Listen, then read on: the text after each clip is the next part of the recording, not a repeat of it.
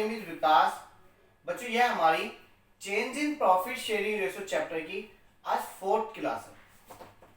बच्चे इस क्लास के अंदर मैं आज आपको दो न्यू कॉन्सेप्ट पढ़ाऊंगा।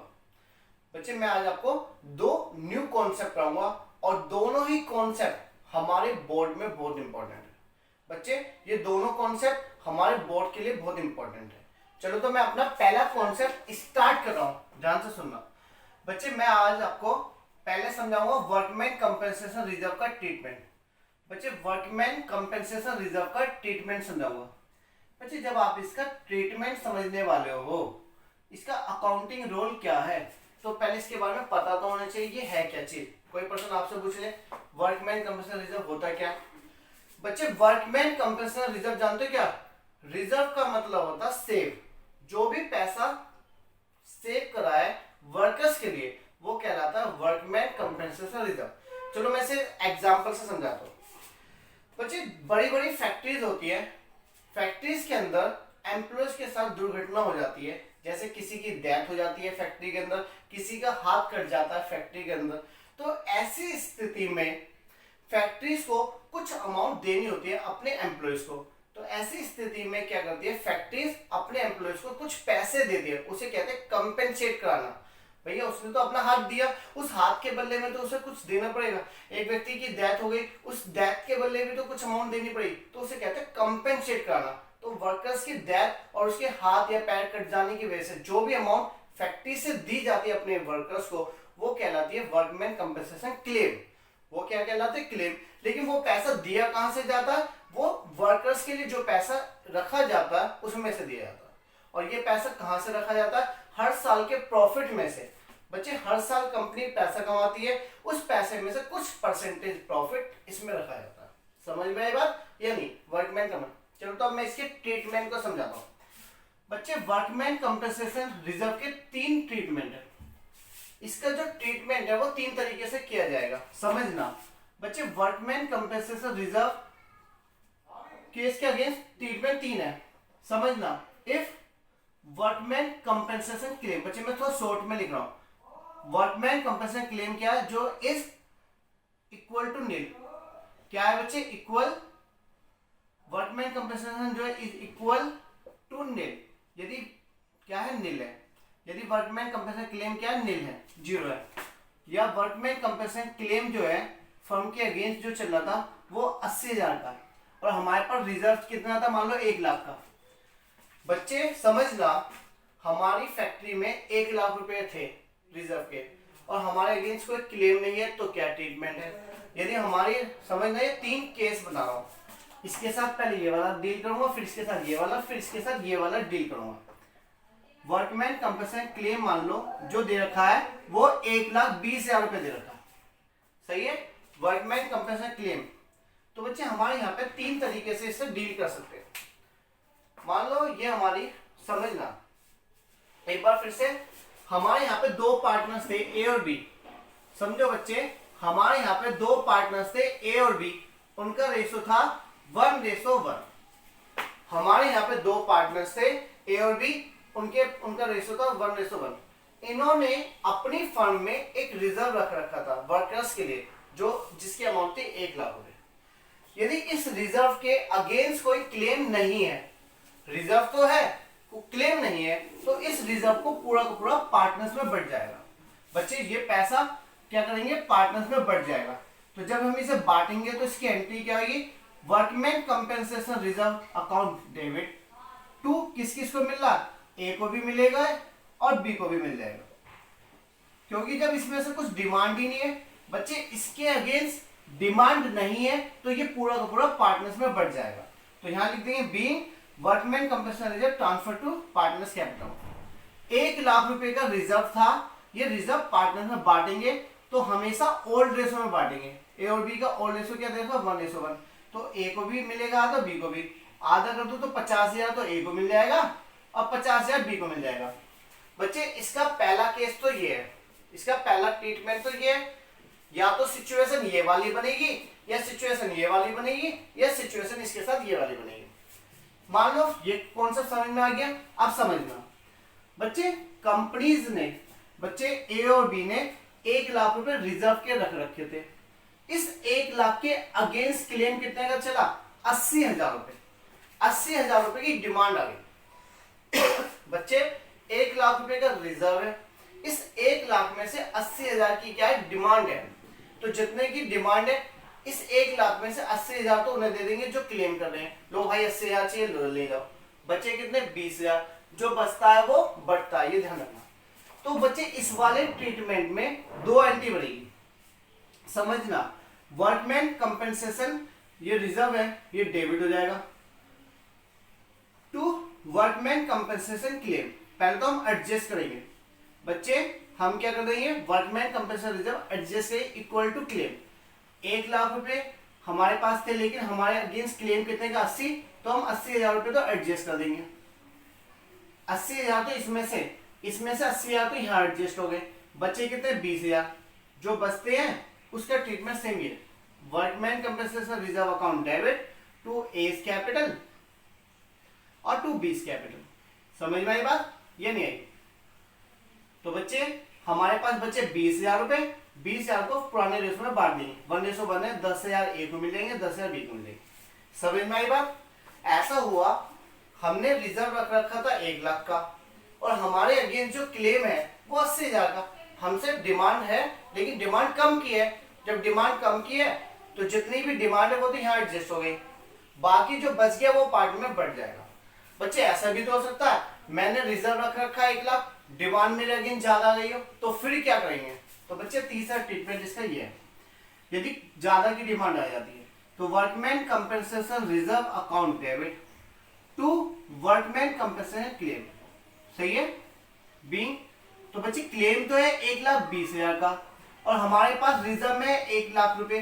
तो बच्चे जो 20,000 है वो हमें लॉस हो गया। वो हमें क्या हो गया? लॉस हो गया। जब भी हमें लॉस होगा वर्कमैन से, वर्कमैन कंपेंसेशन, तो वो रिवैल्यूएशन अकाउंट से एडजस्ट किया जाएगा। बच्चे हम वो कहां से एडजस्ट करेंगे? Revaluation account. तो 20,000 रुपए का रिवैल्यूएशन अकाउंट बना देंगे। क्लियर है पॉइंट या नहीं? समझना, हमारे पास 1 लाख रुपए थे लेकिन डिमांड आई 1,20,000 की। बच्चे हमारे पास 1 लाख रुपए थे, हमारे अगेंस्ट डिमांड कितने गए? 1,20,000। क्या मैं 1,20,000 दे सकता हूँ? नहीं दे सकता ना। मैं कितने दे सकता था? 1 लाख। तो बच्चे मैं 1 लाख तो वहां से दे दूंगा और 20,000 का अपने यहाँ पे लॉस बुक कर लूंगा, और जो मैं लॉस बुक करूंगा वो मैं रिवैल्यूएशन अकाउंट के नाम से बुक करूंगा। समझ में आ गई? तो बच्चे इस केस में भी दो एंट्री बनेगी। जो ये रिवैल्यूएशन है ये पार्टनर्स अकाउंट में बढ़ जाएगा। बच्चे जब प्रॉफिट होता है पार्टनर में बटा तो ये लॉस भी तो क्या बटेगा? पार्टनर में बढ़ जाएगा। A's capital account debit, B's capital account debit और टू रिवैल्यूएशन अकाउंट। यहाँ रिवैल्यूएशन अकाउंट डेबिट था तो ये जब बटेगा तो ये क्रेडिट हो जाएगा।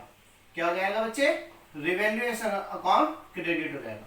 बीइंग रिवैल्यूएशन अकाउंट लिखेंगे, बीइंग रिवैल्यूएशन का balance transfer to partner capital. 20,000 का यहाँ लॉस हुआ था, पार्टनर में बढ़ जाएगा 10,000 10,000, क्योंकि ओल्ड रेशो क्या? 1:1। बच्चे हमारे यहाँ पे वर्कमैन कंपेंसेशन रिजर्व के ये 3 ट्रीटमेंट है। एक बार मैं पहले रिकॉल कराता हूँ फिर मैं इसके सवाल कराता हूँ, समझना। बच्चे वर्कमैन कंपेंसेशन रिजर्व है हमारे पास 1 लाख का। बच्चे हमारे पास वर्कमैन कंपेंसेशन रिजर्व कितने का? 1 लाख रुपए का। और पहले इसको इससे देखो, केस फर्स्ट के साथ, इसको इसके साथ देखें। यदि हमारे अगेंस्ट क्लेम नहीं है, जब कोई डिमांड नहीं है, तो ये पूरा 1 लाख रुपए पार्टनर में बढ़ जाएगा। बच्चे पार्टनर बांटेंगे तो इसे डेबिट क्यों करा? बच्चे वर्कमैन कंपेंसेशन रिजर्व देखा जाए तो ये एक इनकम होती है। तो ये क्या है? एक इनकम ही तो है, और इनकम सारी क्या होती है? क्रेडिट होती है।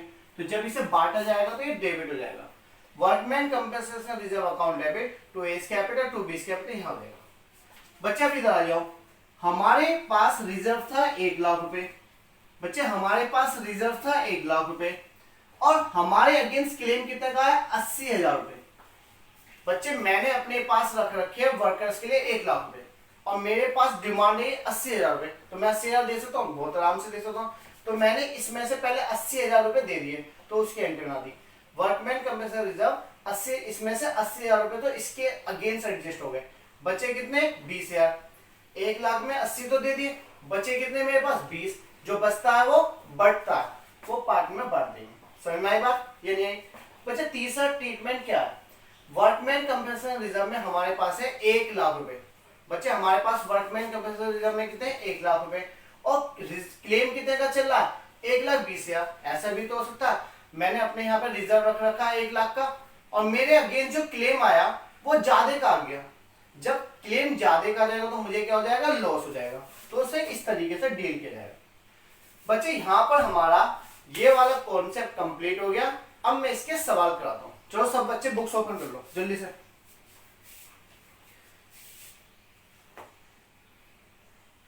बच्चे बुक्स ओपन कर लो सब बच्चे फटाफट। बच्चे हमने 1 से लेकर 12 तक के सभी सवाल हमने कर लिए थे। 1 से लेकर 12 तक के change in profit share ratio के सवाल हो गए। आज हम क्वेश्चन नंबर 13 से स्टार्ट करें। चलो तो बच्चे क्वेश्चन नंबर 13 करेंगे, ध्यान से सुनना। चलो पहले मैं समझा देता हूँ। एक्स वाई एंड जेड, समझना question. X Y and Z who are presently sharing profit in the ratio 5:3:2। X, Y and Z who are presently sharing profit and loss in the ratio 5:3:2। आगे सुनना। Decide करते हैं to share future profit, क्या जाएगा उनका 2:3:5। बच्चों उनको old ratio भी दे दिया और न्यू रेशो भी दे दिया। आगे सुनना। गिव द जनरल एंट्री, आपको जनरल एंट्री बनानी है। टू डिस्ट्रीब्यूट करना है, आपको बांटना है रिजर्व 1,20,000। बच्चे हमारे पास रिजर्व कितने का है बच्चे, इस बार इसी क्वेश्चन में समझा दूं, समझना। बच्चे हमारे पास 1,20,000 का तो रिजर्व है। आगे सुनने इसके बाद। At the time of change in profit share when there is claim कितने का 80,000। बच्चे 1,20,000 है और क्लेम 80 का, तो ये वाली एंट्री बन जाएगी। बस ये वाली एंट्री बनाएंगे तो क्या एंट्री बन जाएगी बच्चे, ध्यान से सुनना। यहाँ पे कितना आएगा, ध्यान से सुनना। 1,20,000 में से क्लेम कितने का 80,000 का। जितना क्लेम होता है वो तो एडजस्ट हो जाएगा। जो बचता है 1,20,000 में से 80 का क्लेम बचा कितना 40। जो 40 बच गया वो पार्टनर्स में बढ़ जाएगा, वो पार्टनर्स में बढ़ जाएगा। पार्टनर कौन कौन थे बच्चे इस वाले क्वेश्चन में, एक एक्स है, एक वाई है और एक जेड है। बच्चे मैंने इसी में क्वेश्चन करा दिया, सही है। तो पार्टनर्स का रेशियो क्या दे रखा है, एक्स वाई जेड का पुराना 5:3:2। इस रेशियो में बांटेंगे बच्चों। 40,000 में एक्स का हिस्सा कितना आएगा 5/10। तो बच्चे आएगा 20,000 रुपए तो एक्स को मिल जाएंगे, 12,000 रुपए वाई को मिल जाएंगे और 8,000 रुपए जेड को मिल जाएंगे। तो बच्चे ये हमारा क्वेश्चन नंबर कौन सा 13 कंप्लीट हो गया। मैंने क्वेश्चन नंबर 13 यही कर दिया। समझ में आया पॉइंट, या नहीं आया। चलो बच्चे नेक्स्ट क्वेश्चन कराओ, इसके बाद 14 देखना, समझना फिर से। X Y and Z who are sharing profit in the ratio 5:3:2। आगे चलते हैं। डिसाइड करते हैं टू शेयर प्रॉफिट जो होगा इन the ratio 2:3:5 with effect from 1 अप्रैल 2020। 1 अप्रैल 2020 से इन्होंने डिसाइड किया कि उनका जो रेशो रहेगा वो 2:3:5 रहेगा। सही है, यहाँ तक बात समझ। Workman compensation reserve appears as 1,20,000 in balance. बच्चे हमारे पास रिजर्व तो है 1,20,000। बच्चे हम नेक्स्ट क्वेश्चन की बात करो, क्वेश्चन नंबर 14 की बात करो, ध्यान से सुनना। हमारे पास क्वेश्चन नंबर 14 में रिजर्व दे रखा है 1,20,000 का। आगे चलते हैं। एंड वर्कमैन कंपनसेशन क्लेम कितने का, ये वाला पॉइंट। बच्चे हमारे पास क्लेम कितने का है इस बार 1,50,000। ये वाला पॉइंट लग जाएगा सारा। बच्चे मेरे पास रिजर्व है 1,20,000 और मेरे अगेंस्ट क्लेम की आगे डिमांड है 1,50,000। क्या मैं 1,50,000 दे सकता हूँ, नहीं ना। तो समझना बच्चे 1,50,000 का क्लेम है लेकिन मेरे पास रिजर्व पड़ा है 1,20,000। तो इस केस में मुझे 30,000 का लॉस हो रहा है। मुझे क्या हो रहा है, 30,000 का जो लॉस होगा वो मैं पार्टनर्स में बांट दूंगा। तो बच्चे इसके बाद पार्टनर्स कौन कौन थे, एक्स वाई जेड। तो जो भी पार्टनर्स है उनमें ये लॉस बढ़ जाएगा। बच्चे पहली एंट्री तो हमारी क्वेश्चन नंबर 14 में ये वाली बन जाएगी और सेकंड एंट्री भी ये बनेगी। बस पार्टनर्स 3 आएंगे। एक्स कैपिटल डेबिट हो जाएगा, वाई कैपिटल डेबिट हो जाएगा क्योंकि इस बार पार्टनर्स के अकाउंट से चार्ज किया जाएगा तो पार्टनर्स के लिए खर्चे हैं। X capital account debit, Y capital account debit, Z capital account debit to ये रिवैल्यूएशन अकाउंट जो लॉस क्रिएट हो ये क्रिएट हो जाएगा। तो रिवैल्यूएशन अकाउंट सही है।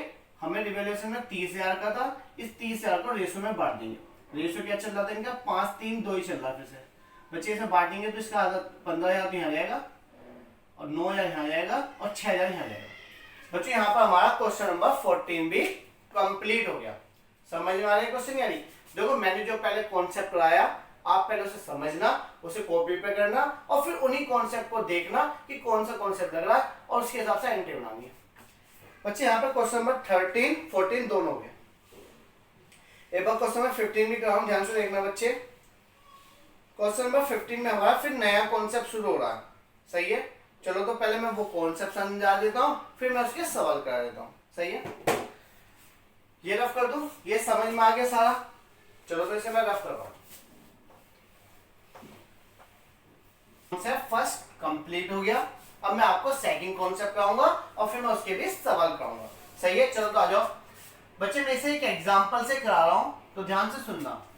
ए और बी दो पार्टनर्स थे जिनका प्रॉफिट शेयरिंग रेशो पता है क्या था, 1:1।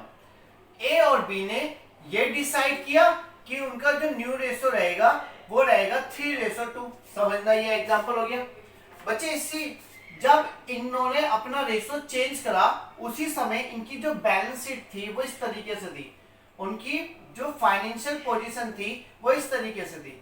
बैलेंस शीट दे रखी थी, बैलेंस शीट में हमें इन्वेस्टमेंट दे रखा है बच्चे। बैलेंस शीट में हमें इन्वेस्टमेंट दे रखा है 1 लाख रुपए का बच्चे, हमें इन्वेस्टमेंट दे रखा है 1 लाख रुपए का। हमने इसका एक रिजर्व बना रखा बच्चे, इन्वेस्टमेंट, जिसका नाम है इन्वेस्टमेंट फ्लक्चुएशन, सही है, रिजर्व, सही है बच्चे, इन्वेस्टमेंट फ्लक्चुएशन रिजर्व। इस इन्वेस्टमेंट से रिलेटेड एक रिजर्व रख रखा है, उसकी वैल्यू है 40,000 रुपए। मान लो उसकी वैल्यू कितनी दे रखी है बच्चे, 40,000 रुपए। अब बच्चे ध्यान से सुनना, इस वाले पॉइंट के बच्चे, इस वाले जो ये अलग पॉइंट है, इसके 4 से 5 केस बन जाते हैं, तो समझना। तो मैं इस केस को समझा रहा हूं, एक एक ट्रीटमेंट को मैं बड़ी ध्यान से बारीकी से समझाऊं, समझना बच्चे। समझो, इफ मार्केट वैल्यू बच्चे, एमवी का मतलब शॉर्ट फॉर्म में लिखा हूं, इफ मार्केट वैल्यू जो होती है ऑफ इन्वेस्टमेंट की जो है बच्चे, मार्केट वैल्यू जो होती है इन्वेस्टमेंट की इज नॉट गिवन, यदि मार्केट वैल्यू हमें गिवन नहीं है, यदि मार्केट वैल्यू गिवन नहीं है तो क्या ट्रीटमेंट होगा बच्चे। यदि मार्केट वैल्यू गिवन नहीं है तो ये जो आईएफआर है, ये जो रिजर्व है, ये पार्टनर्स में बढ़ जाएगा, तो इसको बांटने की एंट्री बनाएंगे। तो आईएफआर अकाउंट डेबिट, और पार्टनर कौन कौन है, ए और बी, तो ए और बी में बांट देंगे, टू एज कैपिटल और टू बीज कैपिटल। तो बच्चे समझ में आया, पहला केस क्लियर हो गया। Being IFR transfer to partners capital, हमारे पास 40,000 रुपए थे, इस 40,000 को पार्टनर में बांटेंगे 1:1, ओल्ड रेशो में बढ़ता है। तो बच्चे ओल्ड रेशो क्या दे रखा, 1:1, तो 20,000 रुपए ए को मिल जाएंगे और 20,000 रुपए बी को मिल जाएंगे। यहाँ पे हमारा केस फर्स्ट कंप्लीट हो गया बच्चे। मैं बहुत सारे केस बनाऊंगा और उन्हें समझाऊंगा, ध्यान से सुनना बच्चे। सेकंड केस समझना, if market value of investment की जो है बच्चे, जो मार्केट वैल्यू जो है इन्वेस्टमेंट की वो कितने इज ₹1,20,000 बच्चे। मार्केट वैल्यू कितनी दे दी इन्वेस्टमेंट की, इन्वेस्टमेंट की मार्केट वैल्यू जब मैंने देखी तो वो 1,20,000 हो गई, ज्यादा हो गई ना। जब भी ज्यादा होगी तो इस रिजर्व को बांट देंगे। तो बच्चे क्या क्या एंट्री बनेगी, पहले से बांटो, आईएफआर, इसे मैं शॉर्ट फॉर्म में बोलता हूं आईएफआर। आई माने इन्वेस्टमेंट, एफ माने फ्लक्चुएशन, आर माने reserve. IFR account debit to A's capital और टू बीज कैपिटल। बच्चों आपको ध्यान से समझना इन चीजों को। आईएफआर में मेरे पास थे 40,000 रुपए, यदि मेरा इन्वेस्टमेंट बढ़ता है, यदि मेरा इन्वेस्टमेंट बढ़ जाता है, इन्वेस्टमेंट 1 लाख का था और उसकी मार्केट वैल्यू देखी तो 1,20,000 बढ़ गया। जब इन्वेस्टमेंट बढ़ गया तो इसको तो पहले बांट दो, 20,000 20,000 बच्चे। इसी में सेकंड एंट्री क्या बनेगी, जब भी इन्वेस्टमेंट आपका बढ़ जाता है, कितने से बढ़ा, इन्वेस्टमेंट क्या होती है हमारी एसेट्स, और हमारी जब भी एसेट बढ़ती है तो वो किधर आते हैं, डेबिट में। तो इन्वेस्टमेंट हो जाएगा डेबिट, इन्वेस्टमेंट अकाउंट डेबिट। बच्चे सेकंड एंट्री क्या बनेगी, investment account debit to revaluation. क्या होता है, जब भी हमें कोई प्रॉफिट होगा या लॉस होगा वो रिवैल्यूएशन अकाउंट से एडजस्ट किया जाएगा। समझ में आई बात, जब भी प्रॉफिट होगा लॉस होगा, investment account debit to revaluation account. समझ में आया। तो हमें कितने का फायदा हुआ, 1 लाख की चीज 1,20,000 की हो गई, तो कितने से बढ़ गई, 20,000 से, तो 20,000 का हमारा प्रॉफिट हो गया। रिवैल्यूएशन अकाउंट में ट्रांसफर कर दिया। तीसरी पॉइंट बच्चे, जब भी रिवैल्यूएशन अकाउंट क्रिएट होगा तो उसको खत्म भी करा जाएगा। यहाँ ये क्रेडिट है, जब बांटूंगा तो इसे डेबिट कर दूंगा, तो इसकी एंट्री बनेगी revaluation account debit to A's capital और टू बीस कैपिटल। समझ में आ रही बात या नहीं आ रही? ये मैं पार्ट में बांट दूंगा, 20,000 रुपए थे, ये पार्ट में बांटूंगा ओल्ड रेशो में, तो 10,000 रुपए ए को मिल जाएंगे, 10,000 रुपए बी को मिल जाएंगे। बच्चे यहाँ पे मेरा फर्स्ट केस भी खत्म हो गया, केस सेकंड भी मेरा कंप्लीट हो गया। अब समझना बच्चे, ध्यान से सुनना, केस थर्ड की बात बता रहा हूं। पहले तो केस थर्ड ध्यान सुनना, इन्हें रफ करके फिर मैं और आगे की केस बताऊंगा। इफ मार्केट वैल्यू जो होती है ऑफ इन्वेस्टमेंट, बच्चे समझो, इफ मार्केट वैल्यू जो है, इफ मार्केट वैल्यू किसकी, इन्वेस्टमेंट की, जो है इस रुपीज दे रखी है, मान लो मार्केट वैल्यू बढ़ा के दिखा दी, मान लो हमें मार्केट वैल्यू दे रखी है 80,000 रुपए। बच्चे ध्यान से सुनना, इन्वेस्टमेंट कितने का था, हमारी बुक्स में इन्वेस्टमेंट था 1 लाख रुपए का। जब मैंने उसका रिवैल्यूएशन माने आज वैल्यू पता लगाई, तो मुझे पता चला मेरा इन्वेस्टमेंट 80,000 का हो गया।